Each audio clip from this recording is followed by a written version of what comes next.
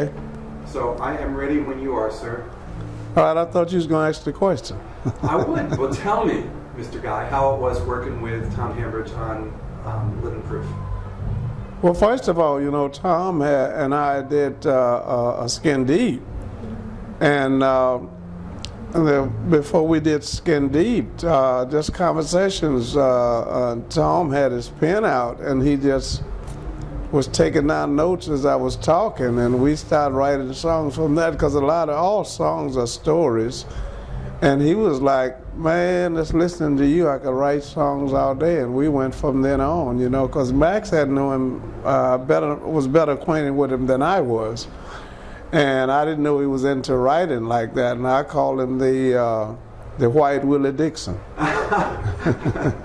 Exceptional. Yeah, because he is amazing at that, man. Whatever we talk about, look like he can come up with some kind of lyric with it, and it's just it's hard to explain how you can run into a guy who can be that creative as a writer and a musician too, because they come along once in a lifetime like that. And Tom is one of those people that's going to be, like the old saying, you have to be reckoned with him for a while, because he's just that good. In my book, and a lot of people had said, who is he? I said, well, that's the same thing they said about me when I went to Chicago. Who is he? And I was speaking the Muhammad Ali type of stuff when I first went to Chicago. I say, if you don't know who I am now, you will if in the next year or so. And I was just talking, trying to get my way in the door, and it worked. And I remember, John McEnroe, the tennis player, he did that. They didn't like him at first, but he talked his way in, and wherever he went, it was full of people because they wanted to see him go off.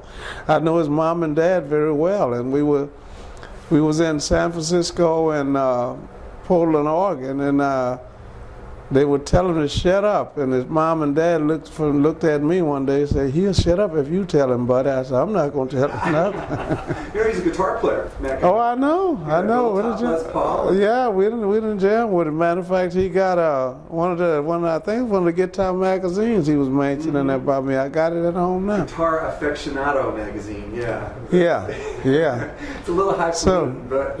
Yeah, so Tom, man, is, I'm looking for Tom today. You got these great writers that have been affiliated with big hits, with Whitney Houston or whoever had sold these billions and trillions of records.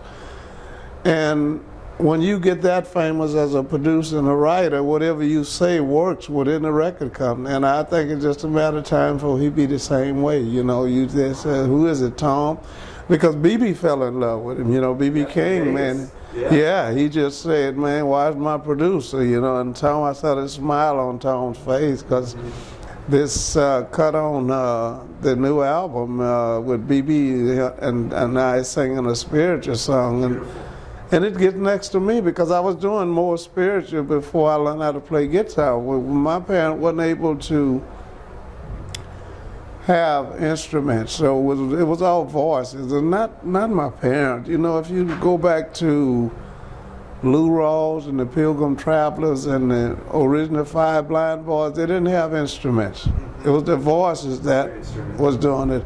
And you could almost dance to the way they were singing, especially if they sung one with a hop to it, and all the beat you had was the churches clapping their hands. And I put Tom in that same category, man. Well, I tell you, he feels the same way about you too. So. He's just so down to earth guy, man. And every time we do it, this is my second CD with him.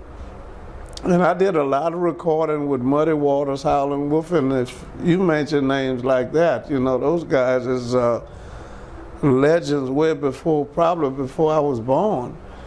And when you can put a guy up there with those guys like that, man, that's saying a lot. And I played with him, and the session with Tom is so smooth that I don't get a chance to say nothing. I don't have to say nothing, they're just right there. And every time we would make a take, they would come and say, I can do it better with a smile on the face. I didn't see nobody coming back and saying, I don't know, man, if I can get it any better or not. They always kept Tom and everybody else trying to make it better and better and better. And this just got next to me, man. And my record come, and I just told them, I said, well, I'm going back to Nashville to do the next CD, and they didn't say nothing. They said, okay, go ahead. So if it's as good as the last one, bring it on. I think they like this one a little better though, from the feedback I've been getting from them. So I don't think I have to call Tom on the next session. I think they will.